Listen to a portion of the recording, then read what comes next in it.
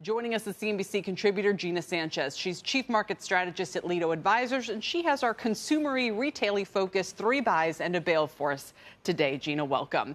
Let's start with Amazon. Growth name for you. Say it defies the recession rhetoric. The stock up 30% in 2 months, and you like it here. We do. I mean, if anything, I think the fly in the ointment for all of the recession talk was that consumption just didn't let up. It changed, but it didn't let up. And Amazon was a big beneficiary because people continued to order from Amazon. So Amazon's guidance was actually quite positive. Their revenues were positive. And then remember that Amazon also has a tech play, which is Amazon Web Services, which is one of those stories that we really believe in. So, you know, all in all, we think even at the valuation that Amazon has, we think it's still something that you want to hold in your portfolio. All right. You also like Kimberly-Clark. That is name number 2 that's a buy for you here, a pricing power play. They say defensive name to own no matter what the economic cycle. And, hey, it's up 6% the past 3 months. Yeah, and, you know, Kimberly-Clark has definitely shown a lot of talk around recession, or not just recession, but inflation fears and what that's going to do to consumers. Finding companies that are not only quality, have good cash flows and revenues, but also finding companies that can flex into their pricing power.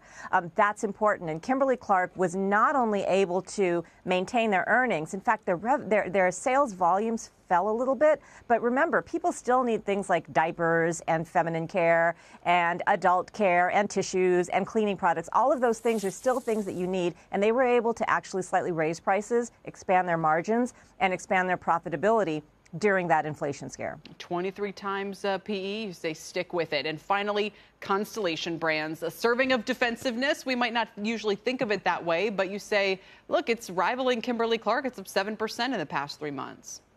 Absolutely, and one of the storylines out of Constellation is that not only are their numbers kind of trending in line with previous, like pre-pandemic and even pandemic months, but they're actually running a little ahead of those, which is to say that demand is still very strong. You know, these are brands like Corona. These are not expensive brands, and so as the storyline goes that we might have to get defensive, this seems to be one of those companies and one of those names that just continues to perform. All right, now those are the buys. Let's bring us to the bail then, which is, drum roll please, Best Buy. Why don't you like it? You think Walmart could be a warning here?